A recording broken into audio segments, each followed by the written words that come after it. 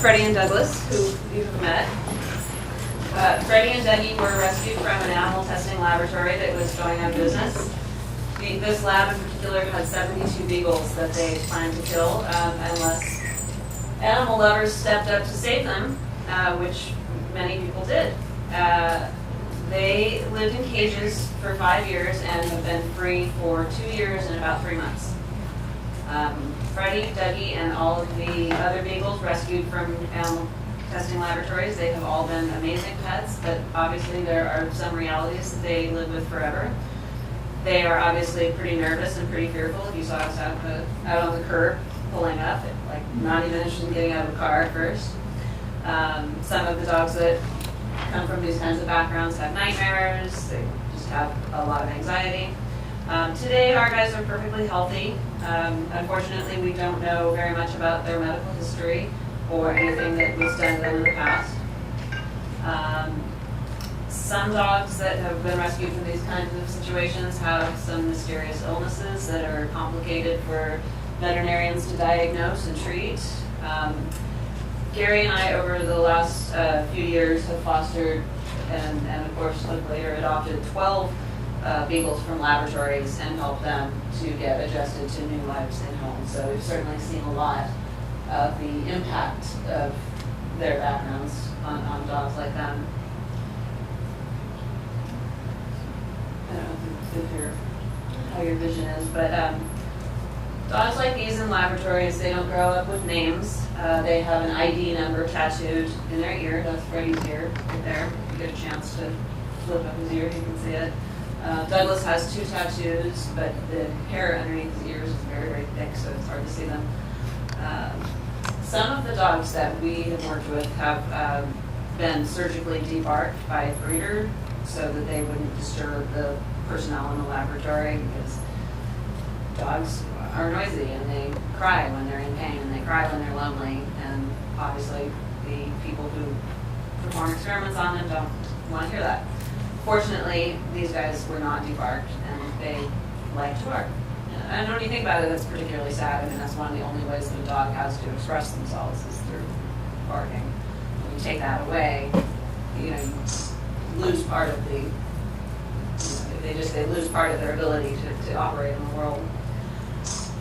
So really the question then is, what is animal testing? Animal testing or animal experimentation is the use of animals in laboratories against their will for human gain. There's a couple of different issues involved in that. Vivisection is what is the proper term for experimenting on live animals versus tissues or cells or plastic dissection, which would be a post-mortem study.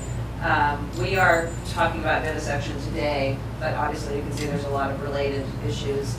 And there's a lot of confusion about animal testing, and it's not in the news very much anymore. So people kind of think that, oh, this was something that stopped a long time ago, and yeah, it's sad, but we don't do that anymore, or it's against the law now. No, it's very much legal and very much happening a lot. Just because it's an issue that isn't in the media doesn't mean that it doesn't exist. Something that is a little bit more sensitive on this issue, and again, because the whole thing is very complicated, I want to make sure that I give as much information up front. One of the things that I think is important to understand is some people do support animal testing because they think that it is the way that we cure diseases, or they say that it's okay because it's acceptable to sacrifice animals for scientific progress. You'll probably find that people who have like a serious medical condition, or who have a family member or a friend who has a disease, they can be very sensitive about this subject, and that's understandable. But the important thing to remember is that there's really only a very small fraction of animal testing that is done for those medical reasons.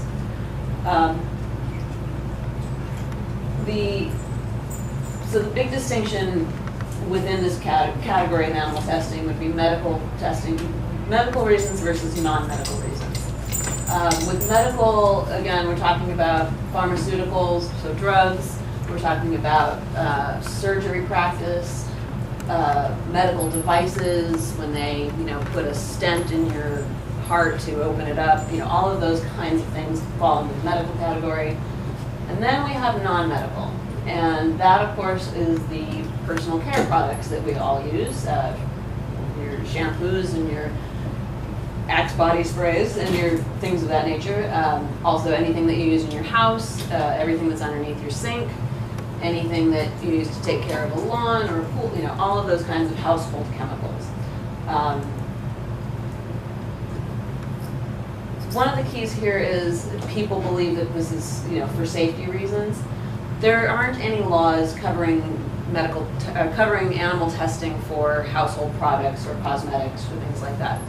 The only law that exists says that drugs have to be tested on animals before they move to human clinical trials. So there isn't a single law that says consumer products have to be tested on animals. The real reason that it's done is to actually protect the corporations. It's really about limiting the manufacturer's legal responsibility in case a consumer decides to sue them. So if you squirt a bunch of shampoo in your eye and it hurts and you go blind and you decide you want to sue the shampoo company, they can come back to you and say, well, we squirted it in lots of rabbits' eyes and they didn't go blind, so too bad for you. So essentially that's what they're doing, is they're trying to cover their butts when it comes to some of these lawsuit issues. And that's, the final point is that it's really about protecting the company. It's not about making sure that something is safe. I find that when people understand this issue a little bit more thoroughly, they generally agree that animal testing, given these realities, is pretty unethical and cruel.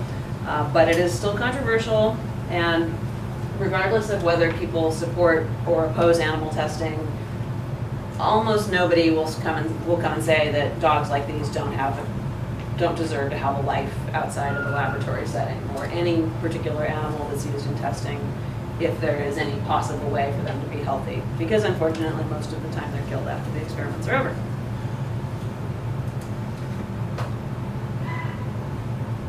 So, in talking about this issue further, and I call this the big disconnect because I think this is really what people fail to understand.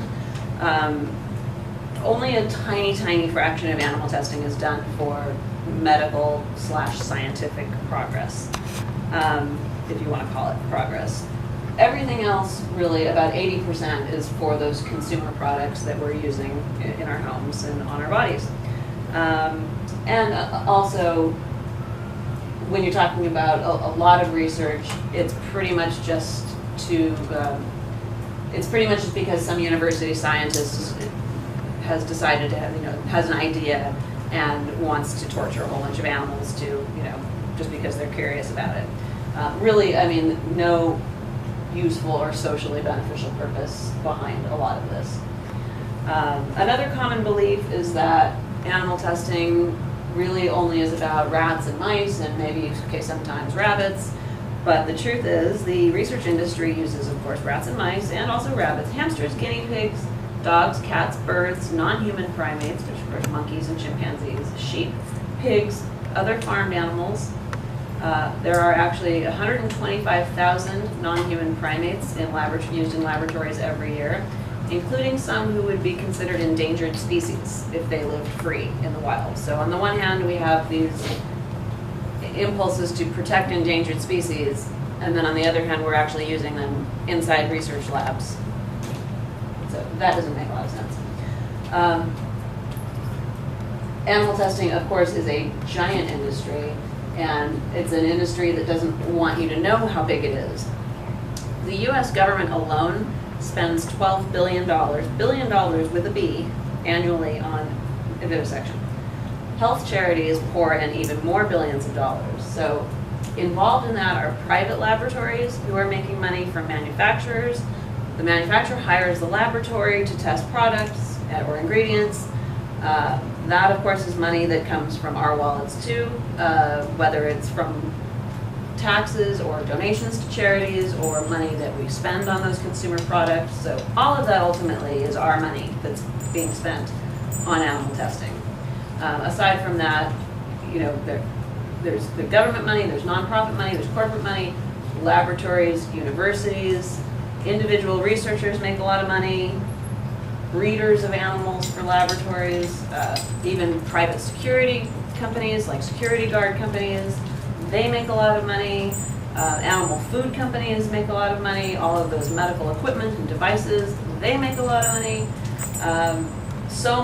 There are so many points in the chain where organizations and individuals are profiting really, really heavily. And of course, when somebody is making a lot of money, they want things to stay exactly as they are, and they will do anything to convince the public that animal testing is necessary, because that's how they're making their money.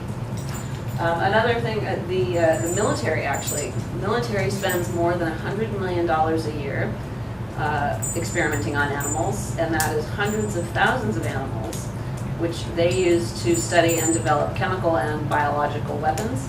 They test nuclear radiation, they test deadly viruses on animals. They also use animals in combat medical training exercises. So things like surgery or triage or, those sorts of exercises that they do for training. And that honestly, the use of animals in military research is another very, very controversial area because that is something that is so extremely inhumane to use animals for things like radiation and viruses that are intended to kill people. Watch your Freddy. One thing they really like is peanut butter. Be polite. And I bring up these somewhat controversial issues, or some of these issues that are more controversial, just because I want to make sure that everybody is prepared and not taken out of, that's not taken by surprise if something like that comes up. So the military testing it's pretty gruesome stuff. I'm not gonna lie. This always brings up the question too, why are so many beagles used in animal research? And I always say it's the same reason that they make great pets. Beagles are the most popular dogs in laboratories because they're so friendly, they're so trusting, they're so forgiving, and they really have these people-pleasing personalities. They're one of those breeds of dogs that if you accidentally step on their foot, they'll just run right back. They're not mad at you. They'll come right back. So they're not very good fighters, which is another reason that they're used in scientific research. The industry says that their size makes them very manageable and that they adapt well to cage life. So I personally can't imagine a dog, a beagle, or any other animal enjoying life in a cage, but that's what they say. That we know of, based on data from a couple of years ago, there are about 80,000 dogs used in U.S. laboratories. The majority are beagles. Testing that is done on beagles that we know of includes those medical and pharmaceutical issues, but also those household products and cosmetics. There are other dogs that are used in animal research to a lesser degree. German Shepherds are used, Greyhounds are used. Those would be for, again, like surgery practice. Some of those bigger breeds of dogs have, almost human-sized bodies. There are also a lot of experiments done on mixed breed dogs and unknown breed dogs who are taken from shelters. And those, you don't even want to know how gruesome some of that stuff is because those dogs are considered completely disposable. They're basically getting dogs for free from shelters. And it's not a good scene. Laboratories like the one where these guys came from are generally buying their dogs directly from those commercial breeders who only supply laboratories. So they're not like breeding dogs to sell puppies to families and then other, they're specifically in the business of supplying laboratories. There's also animal dealers who sell dogs and cats from those shelters.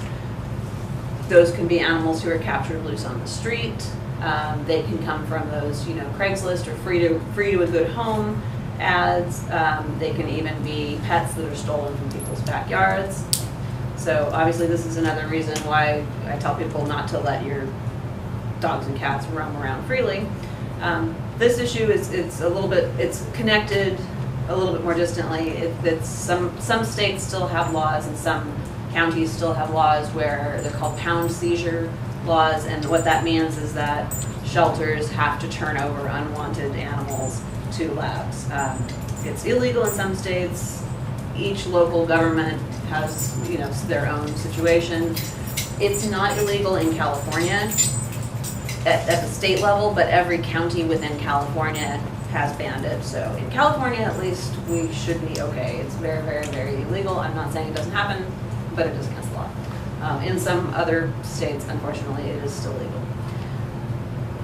And like I said, the overwhelming majority of laboratory animals are killed when they are no longer wanted, whether they're healthy or not. We have some experience ourselves with university labs where animals are killed before holiday vacations because nobody wants to spend the break going and feeding them, cleaning up after them. So they will kill all the dogs before spring break or Christmas break, and then after the holidays they buy a whole bunch more and start the same experiments over and over again. So really it's a big waste of time, money, and obviously the lives of these victims. So these dogs represent a tiny, tiny, tiny fraction of animals used worldwide who are actually alive following their experience. Very lucky dogs. Indeed.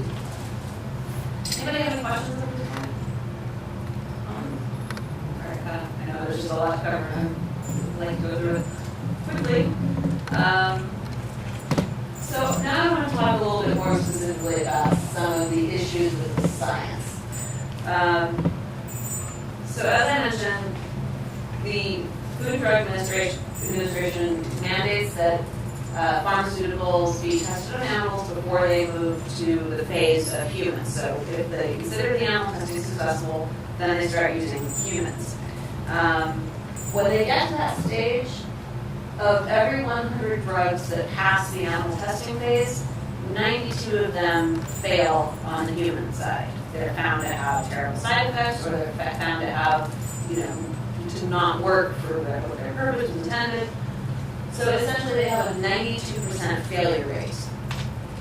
I can't think of any other industry in the world where if you failed 92% of the time, they would still allow you to keep going. If NASA, if 92% of the spacecraft that NASA sent up into the air, blew up, people would scream and say, "This is a ridiculous program. We can't keep doing this." A baseball player who fails 92% of the time is like not going to get past spring training. There's nothing else I can think of where 92% failure is considered acceptable. I find that totally ridiculous. And we're talking about not just unsafe, but some drugs that get to that stage that are found to be deadly later on. So then I found this other, there's 100,000 people every year die from taking pharmaceutical drugs properly, according to the label, according to how they're prescribed. So even drugs that are considered successful are still frequently deadly. And that is, by the way, twice the number of people who die in car accidents every day. Point being, the current system that we have, the current science, does not seem to work real well either. Luckily, there is a lot more opposition from the scientific community now. That is something that's definitely growing and changing just in the few 5-10 years that I've been aware of some of these issues.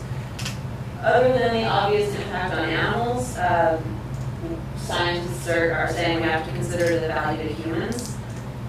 Animal and human biology is so different that now more people are saying it's not worthwhile to perform experiments on animals as a way of predicting how a human body or human being will react to something. They look at these human clinical studies and the individual case reports for patients and say that there's too few, for as much research is going on, there's too few examples where where they can look at it and say, yes, animal testing was effective in that case. another way of explaining that is to say that what happens to animals in a laboratory is not really relevant information to a doctor who actually sees patients. In the emergency room, if you walk in the emergency room and you have some sort of mystery illness, you know, the ER doctor is not going to Freddie. And he likes to hump too. How proud we are of him. Your ER room doctor is not going to say, quick, get me all of the animal research on this. You know, I need to read this before I can treat this patient. If a drug or a treatment kills even a pretty small number of people, doctors will stop using that particular approach, regardless of how long it was studied in the laboratory or what the data from the experiments were. They really, when they get to that level, they really don't care.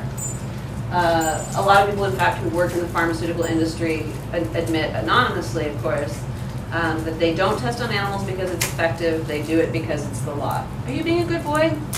Can you keep being a good boy? Okay. So we're lucky that there is a lot more people in the scientific industry who are coming out and who are on our side about this particular issue. They are. And that's not to say that they are, you know, on the animal rights side, because in a lot of cases, they still feel that using animals is valid for other reasons. Like I keep mentioning, surgery practice is one where you find disagreements there, or to provide tissues for human use, such as they make those heart valves from pigs, and then they implant them in humans. So as an animal advocate, I disagree with that as well. I say that it is never ethical or justified to harm or use an animal against his or her will. It's not something where you find total consensus, even though there are some alliances between animal advocates and more progressive scientists. It's still not, you know, like everybody's marching together. So even though animal tests are not very effective, unfortunately the government is not right now allowing any alternatives, but there are some, and we will discuss them later on. Again, in the case of a lot of things we're talking about, just not very good science. Not useful, not effective, and not predictive in the sense of being able to predict what's going to happen to a human.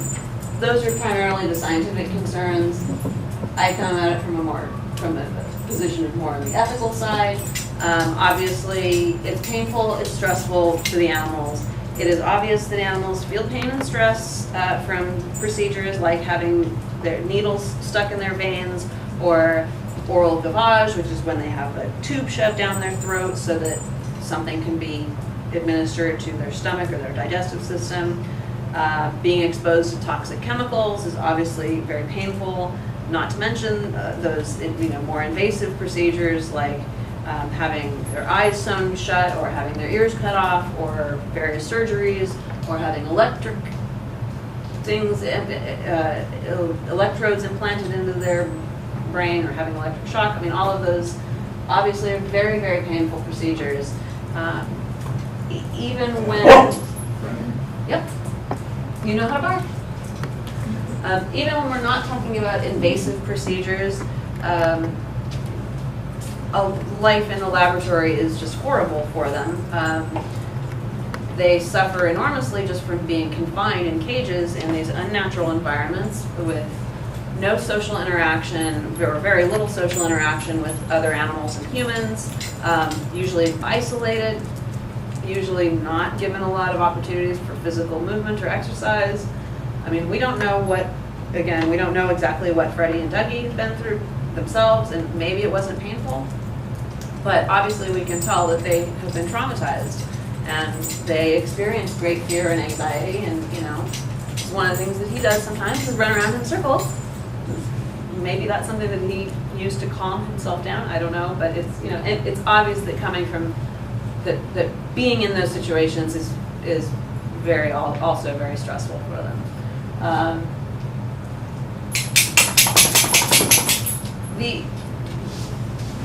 One of the other issues too is that anytime humans are put in a position of absolute control over animals, or even other humans, there's a risk that the people who have control will abuse that power and be intentionally hurt animals.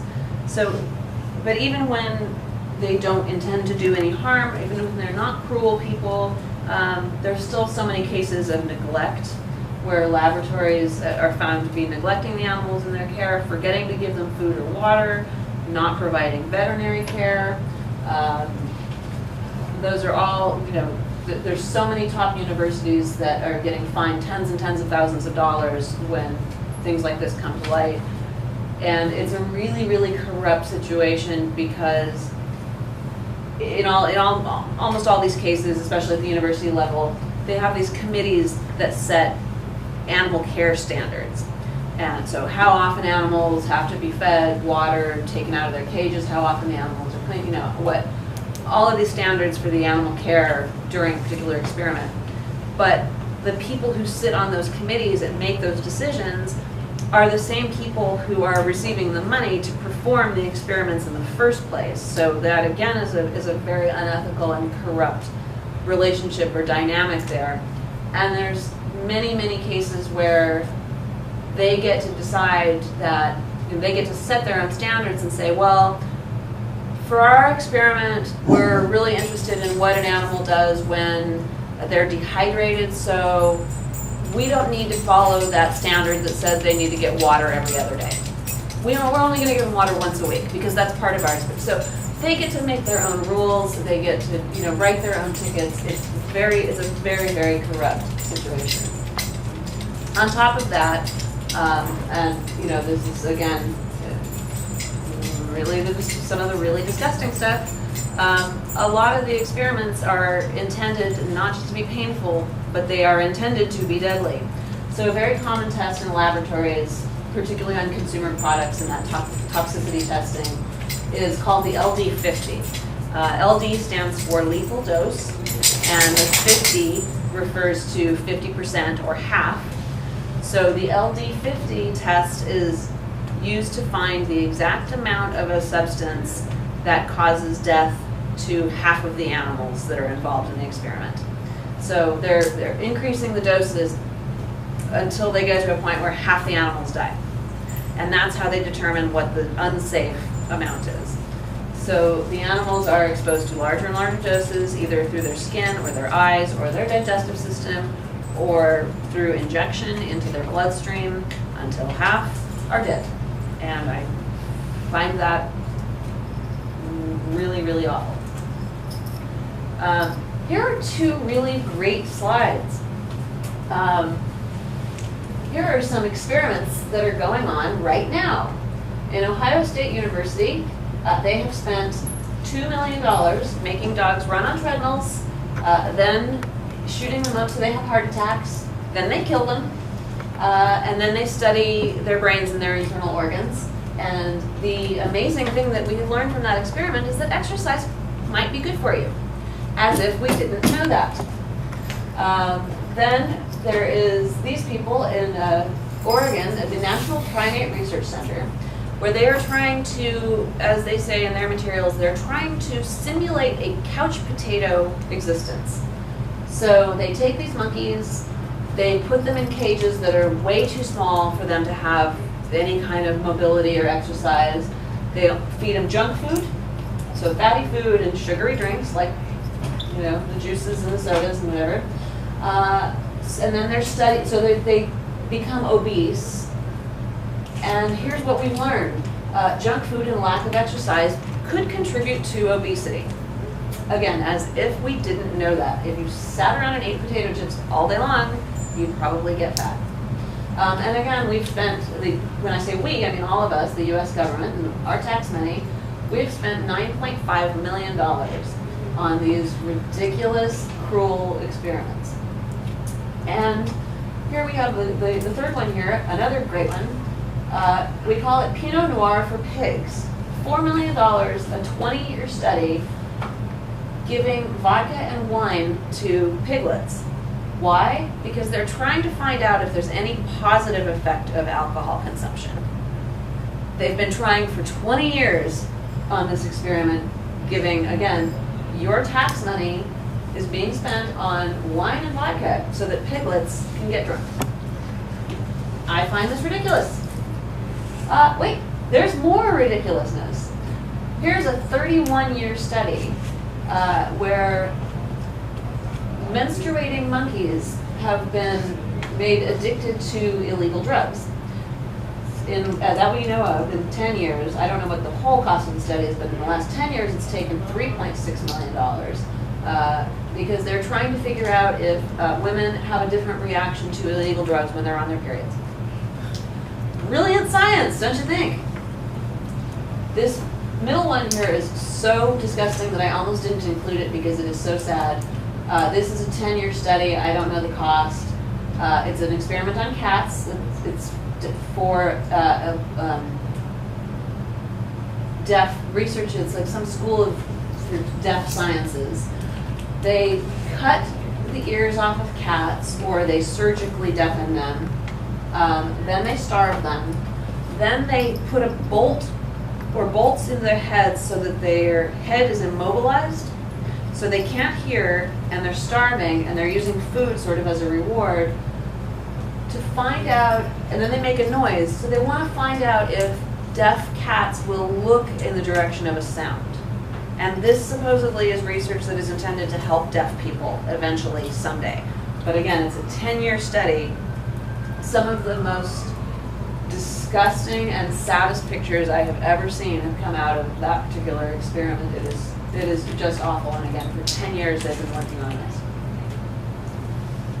And this isn't a particular experiment, but I did want to mention that here at UCLA, there are 150,000 animals being used every year in animal testing, and they get $1 billion a year to conduct research there at UCLA.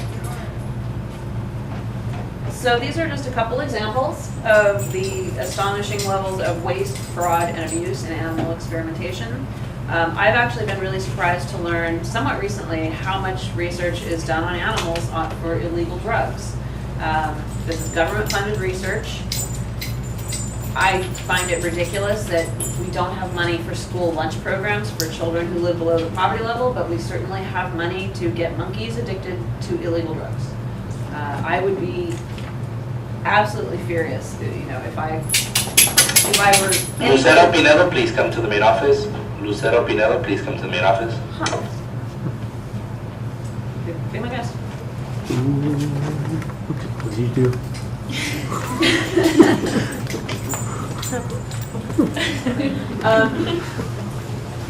So there, like I mentioned earlier, there are alternatives. I'm not going to lie, they're not perfect.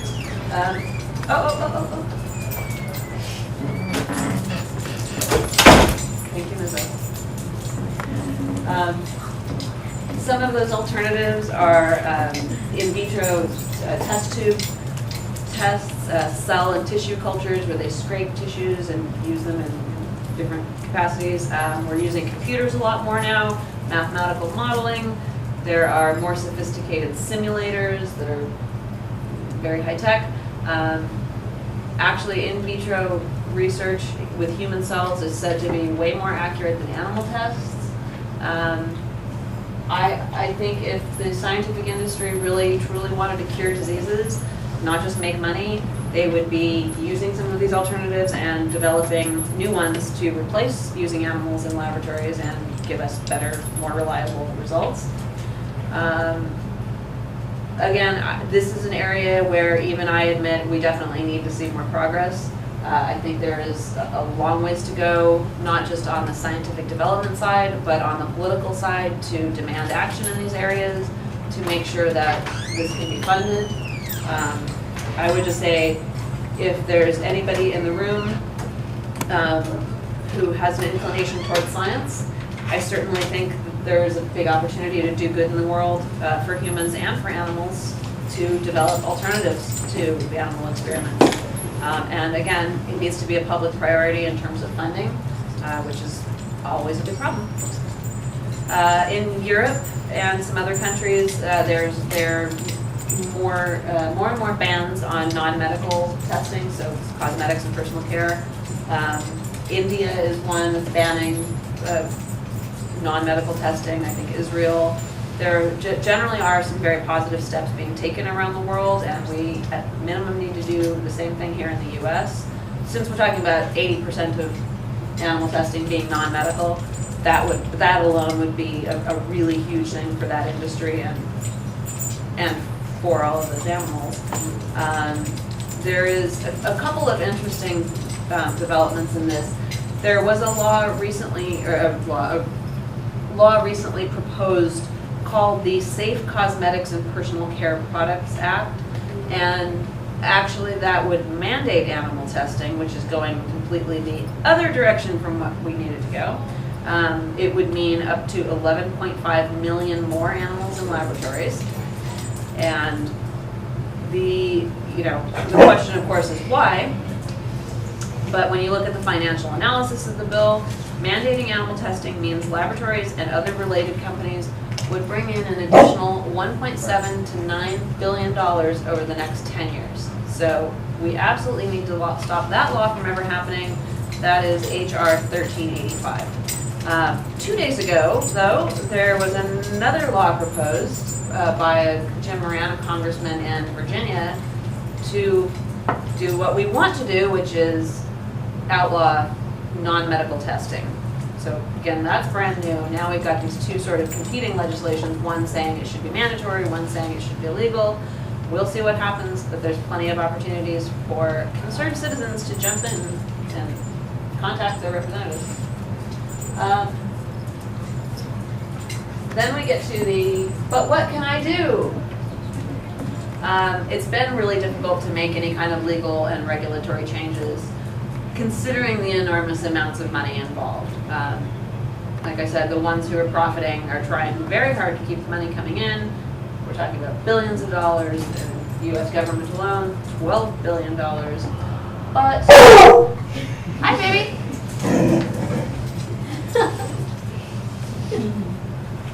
You're supposed to bark at the evil part. How do you relax?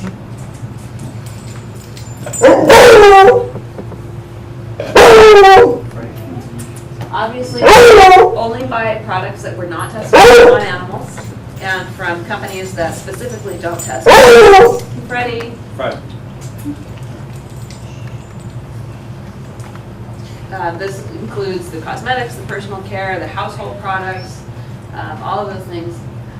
If the package says cruelty-free, it is talking about the finished product, not necessarily the individual ingredients.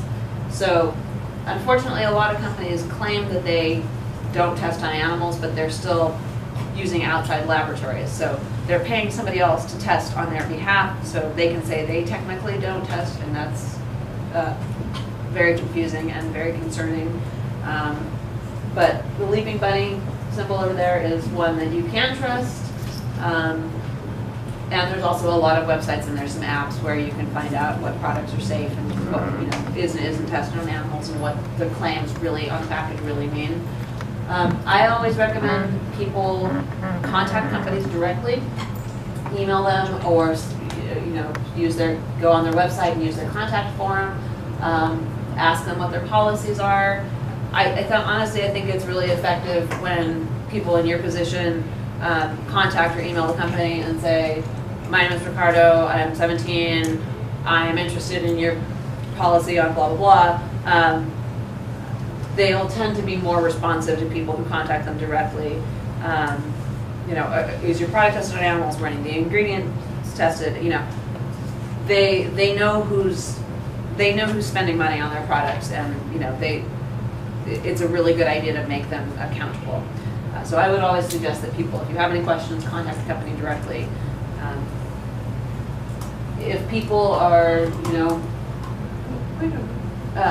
raising money, like, help me support my 5K, or, buy my this. When it comes to health charities, because so many health charities are funding animal testing, I always advise people to check humaneseal.org before they make any pledges or any donations. Honestly, that to me is not just about helping animals, it's also about helping people. I really prefer when a health charity uses their money to help people who are suffering find treatment or care. I prefer charities that provide education programs so people don't get sick in the first place. Again, Humane Seal is a good one. It tells you who is and is not funding animal testing. So if you're ever feeling pressured to support somebody's charity or sponsor somebody for a race or whatever, look them up here. Generally, just don't give any money that harms animals. And even if they aren't on either list, you can contact the charity directly. I've done that in a couple of cases with smaller health charities for like breast cancer and this or that, where if I couldn't find any information about it online, I contacted the charities directly. And you know, a lot of times they're surprised. They're, you know, oh no, we would never do that. That's horrible. We would never fund that. And I'd say, well, why aren't you on humaneseal.org? Oh, why we didn't know that existed. So, you know, a friend of mine was collecting for some Lance Armstrong thing years and years ago, and you know, again, they'd never heard of this website, and they were very, you know, it was very important to them that they be included because they want the whole world to know they're not funding animal testing. I do that. Okay. Don't worry, she's fine. Close.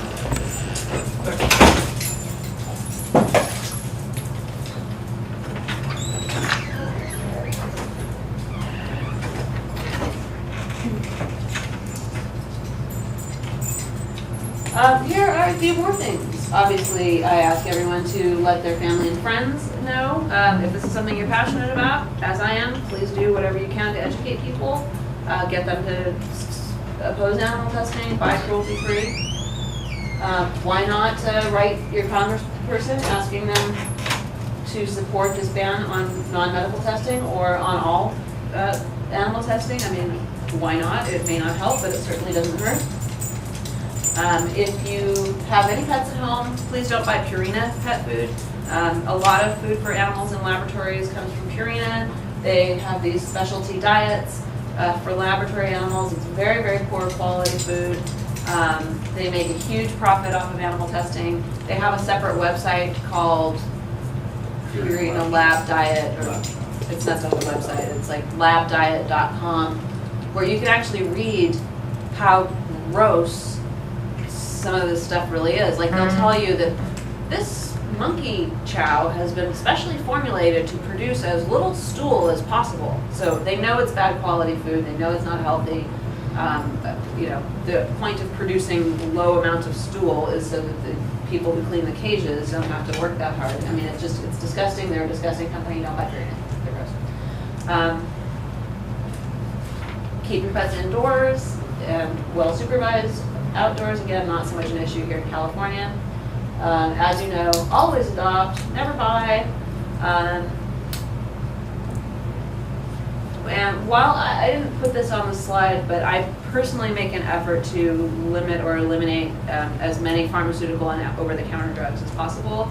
If I have to take an antibiotic, I had a tooth pulled a couple weeks ago, I have to take an antibiotic. Okay, yeah, you know, I don't like doing it, but you have to.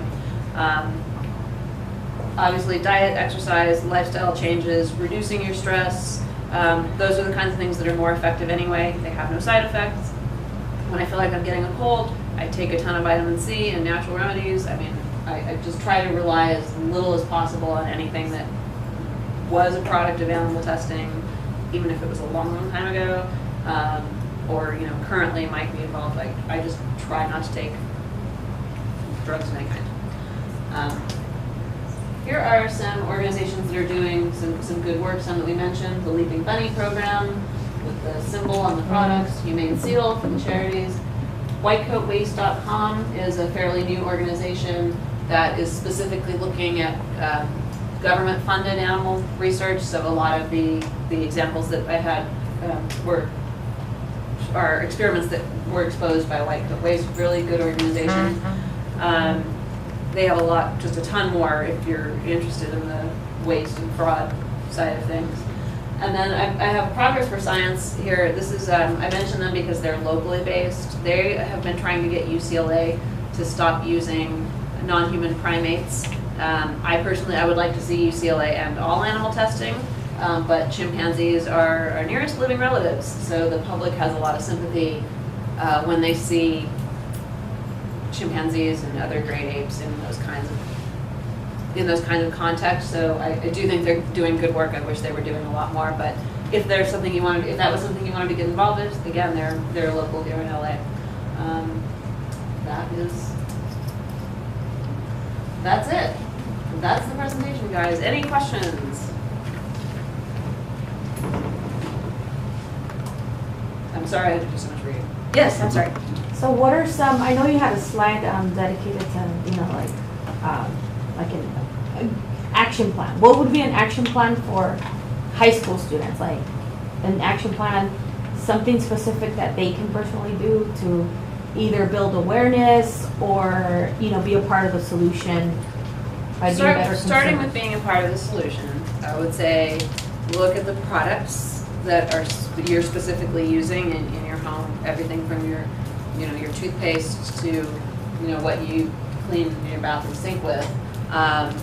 Identify areas of products where you could switch to something else. I would make it an exercise of writing to a few companies and asking for their policy, trying to do that research on the products that you do like or use, asking for their policies. Trying to be an engaged consumer is always a good practice. And then I would, Freddie. Sorry, it's okay. I'm sure it's not your first time, right? I'm not a virgin anymore, so to speak. And then on the legislative side, on the advocacy side, again, I would look into those two pieces of pending legislation that are in opposition to each other, and contact legislators about those. Please support this. Please oppose that, and get other people to do the same. I mean, anyone. I understand if you're not 18 and you're for whatever reason not registered to vote, there's still things you can do. Is that? I mean, as far as building awareness, I would just say, wow, that's a great lip gloss. I found this one at Target that's not tested on animals. You should try it. I mean, there's so many easy ways to bring something like that into the conversation. I don't know if anybody watched the Oscars, but Ellen, the host, Ellen DeGeneres, the talk show host, she got Samsung to donate $3 million, $1.5 million to two different charities. One went to Humane Society, which fine, whatever, cool. The other one, $1.5 million to St. Jude's Children's Research Hospital, who funds animal testing. So on the one hand, she's giving, she's got this company to give $1.5 million to an animal charity, and then the other money went to an organization that vivisects animals. And I found a lot of opportunities to even just mention that. And it's like, yeah, that's cool, but why did she ask them to give this other money to, why is she supporting this organization that funds animal testing? That doesn't make sense. She's supposed to be such an animal lover, blah, blah, blah. I think when you have the activist mind, you find any way to sneak that into the conversation, or any opportunity to, educate people. It's just really, this is an issue that I'm passionate about. Maybe it's not an issue you're passionate about. There's something else you're passionate about something else. But whatever that issue is that we connect to with our passion, I think we're going to find ways of directing the conversation to be around that. I also just want to add, sometimes you can go to a company's Facebook page and ask them. They will actually be pretty responsive on the Facebook page. So it's really important, if they say they do test on animals, to tell them that you're no longer going to purchase their products. So, it's not just enough to do the Leaping Bunny app or go on your computer and find out that this product you use tested on animals, you're not going to buy it anymore. It's also important to let them know that you're choosing not to buy it. Because when enough people tell them they're not going to buy the products anymore, then it makes a difference. And what's great about this particular issue is it's one of very few where consumers can actually drive the marketplace. If you just got 10% of Americans to stop buying cruelty-free or cruel products tested on animals, like, that would actually potentially save 1 million animals, maybe more. You know, so this is one of the things where there is like a lot of potential to do good by, you know, just basically allowing them, let those companies know you're doing that, and let people you know about the issue, how easy it is to buy other products. And then lastly, I'll just throw this in.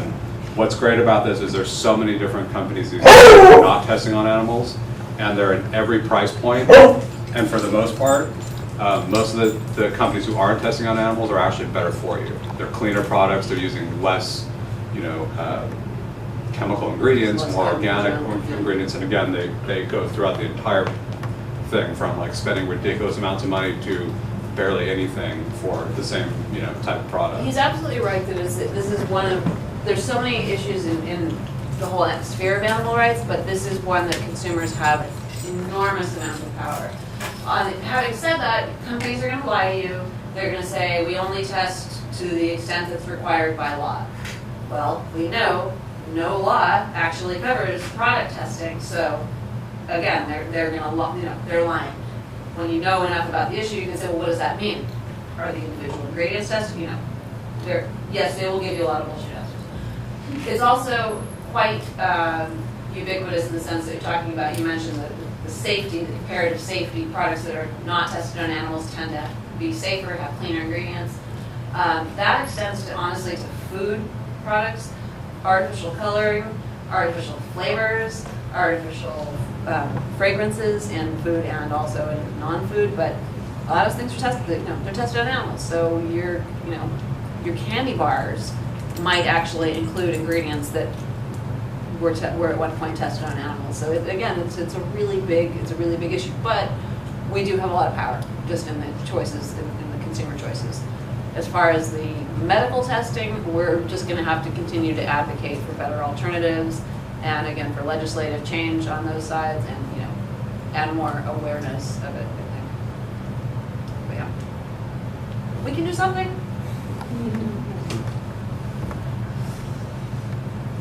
It's a winnable. 80% of this is a winnable issue. It's a fixable problem, and again, that's millions and millions and millions of animals. Other countries are doing it, so. I think also too, just if this is an issue that inspires you when you are talking to people, you know, most people are going to be more receptive when you tell them that it's dogs and cats and rabbits, you know, the type of animals that people have in their own homes are part of this, because, you know, the other side, which is funded by UCLA, vivisectors, you know, they'll usually put up these big billboards that make it seem like it's a choice between this small rat that most people are afraid of and, you know, a pretty young white girl. Like, these are the choices, when the reality is it's most likely going to be Freddie and Tide, or Douglas and, you know, Head and Shoulders shampoos. It's like totally meaningless, you know, and they don't want people to know that those are the real choices. You know, that all you have to do is yourself and get other people to do it, but just to make these different choices that will reduce animal testing. You know, so it is something that, you know, and a really good way, if you want to bring this up with friends and family, is talk about this experience today. Say, oh, I met these 2 beagles who came from an animal testing lab in Spain. You know, it's just a good way to be able to bring it up, because I forget what the stat is, something like 90% of people, when asked, you know, say that they love animals. And that obviously means mostly dogs and cats. So, you know, to be able to bring dogs and cats into the issue, or chimpanzees or monkeys or other animals that we love, people are more willing to, you know, interact with you on the issue than if you just said, oh, it's rats and mice, because again, we generally have the fear of those animals. You know, so it's much more difficult than other animal rights issues when it's animals that most people don't care about. You know, people do care about their dogs and cats, and especially beagles, who are the 3rd most popular dog in America. So I think that gives us a really great opportunity, because most people know of beagles, have lived with beagles, have had sisters or cousins who had beagles. So it's a really good way to kind of like start that conversation by saying, wow, did you know that they're testing on beagles or dogs and other dogs and cats, etc. Yes. How did you guys know where they were at when they were victims? Like, were you guys contacted? The laboratory is based in Spain. this laboratory started reaching out to local animal rescue groups, like dog and cat rescue groups in Spain. There were a lot of organizations involved. The local activists were able to find homes for 30-something of the, they only had about 2 weeks to get enough homes. They were able to find homes for about 30-something animals, and that was not just groups in Spain, but also in France and the UK who were also working on this, but they needed more help, and so they reached out to some organizations in the US also. So 40 of them came to the US. So just licking the peanut butter off your fingers. Babe. I see you licking your face. That's how I give him when he has to take a vitamin or a pill or anything. Peanut butter and showdown. Excuse me, I heard my brother got peanut butter. Yeah, it was pretty amazing because there were 40 of them, and I forget exactly how long the flight was, but it was pretty crazy. And then when we let them all out at the same time, they're 40 all male. They were basically like feral dogs, because we had worked a couple times before on some rescues, and the dogs were debarked, and they were really, really nervous. Like, you think they're nervous now, like scary nervous, like go in the corner and shake, and so like that's what we were expecting. But these dogs came off the plane, and they were just like barking and humpy and food aggressive and just jumping all over each other, like almost in like a fighting way. And we had agreed the night before that we were going to take 8 of them, because it was basically the day before Thanksgiving 2011. So we had some fosters lined up, but because of the holiday, some people were like, well, I can get them on Monday. So when we saw all 40 of them in this manic, crazy state, we were like, oh my God, what do we do? I was thinking maybe fostering 8 dogs was not the best idea, because they were just so different than all the other beagles that we had fostered from similar rescues. Again, these guys were just polar opposites. So we had 8 of them basically living in our kitchen. We just like plastic ground up the walls, and they could just go in and out between the kitchen and the outside for 5 days, I think 5 days.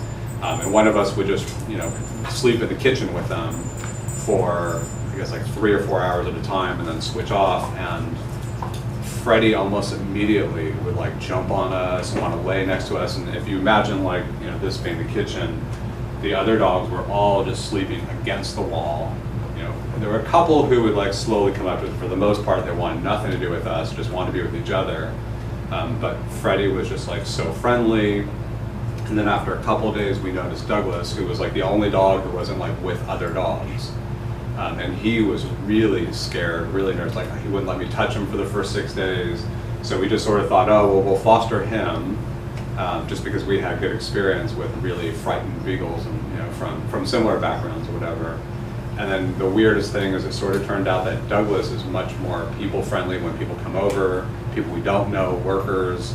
He just kind of goes up to them, he's really curious, and Freddie became the one who's much more nervous and afraid. Douglas is, he's a lot less afraid of people. Yeah. Freddie is more afraid of people, but Freddie is not afraid of things. He's not really that afraid. I mean, like, he's more afraid of noises and things on walks, and he's afraid of, bicycles, more like young people. Yeah, he doesn't like little kids a lot. If he hears kids from far away, he just flips out and pulls you. But they're still afraid, but they're afraid of different things. Yeah, and it's really different because we had fostered Doggy and Malcolm from the second rescue we were on. And Malcolm, I think, was like a little under 2 years. So these guys basically were 5 years old when we got them. So they spent the first 5 years of their life in the lab. And it's like, they're just different fears. So Malcolm was afraid of the television, planes, motorcycles, any noise. He was so afraid of. Where these guys were just much more afraid of people. But like the trash trucks, things like that, for the most part, didn't scare them. The first time we turned on a blender, we thought they would freak out, and they were that totally noise. fine. They didn't care. But Freddie hated the TV. I think like the first time we turned it on, it was like Dance with the Stars, something stupid. And somebody was, we have a big TV, and somebody was moving towards, towards them as Freddie was going towards them. He was like, so he was pretty panicked for, I think that took like a week before we could even turn on with no sound. because that just has to be such a, I mean, that's the thing you have to think about. Like, these guys never had toys. Any interaction with people was negative. You know, and they have no life experience. Even today, like just taking an elevator, they've been out for 2 years and 3 months, the first time they've ever been on an elevator. So even at this stage, there's still these like firsts that they've just never experienced. And it's like, a lot of people think, oh, it's just like you had 5-year-old puppies, but it's totally opposite. It's like you have 5-year-old animals who have been tortured and lived in a cage. Like, so their experience is so negative and vast, you know, vast in a shallow, small way, you know, versus like a puppy who, you know, just doesn't know how to do things, but doesn't have trauma in their background. So it's really interesting to see The how one they thing that we react. did hear from this laboratory was that they were kept in rooms where there was 1 to a cage, 10 cages in a room, 7 or 8 rooms, I guess. So in theory, they could see each other and smell each other, but they couldn't, at least the ones that were all in the same room, but they couldn't really interact.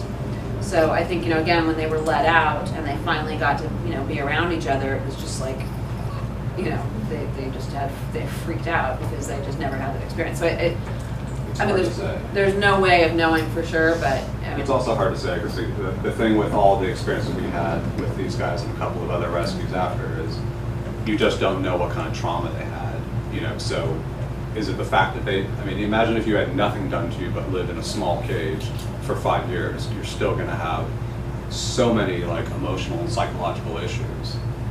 You know, and then since we don't know what that trauma is, so, you know, we don't know sometimes if they've lived in a cage longer, do they have more issues? I mean, it's really, the thing that's really cool about it is you see how individual all these dogs are. So you can't really just say, you know, a beagle who lived in a cage for 5 years, that, you know, in theory, these guys had pretty similar experiences. And as individuals, in terms of like their post-traumatic stress, all those are so uniquely different. You know, so that is really interesting just to kind of see that too, and really still see them growing and changing. You know, Douglas had like no personality for a year. I mean, like, there was nothing behind his eyes. Like, he's to this day, if I walk up to Douglas in a room, he backs up, like I'm gonna hurt him. I've never accidentally like stepped on him, nothing, but he just has that thing. I think I don't think it's conscious on his No, part. I think it's just an immediate reaction. It's his physical reaction is to be afraid of, you know, Right. of new things. But Douglas literally had nothing, there was just nothing there. I mean, he was a sweet dog, but like, he wasn't interested in anything. You know, whereas Freddie just has had Freddie is just so excited and nervous at the same time about life. Like, you know, I want to go do this, oh my God, this is so scary. You know, and Douglas has really just sort of grown into a personality after all this time. With Freddie, everything is either amazing or awful. There's no middle setting. It's just, it's yay or ah! It's amazing, it's terrible. There's nothing in the middle. I'm going to bark at it.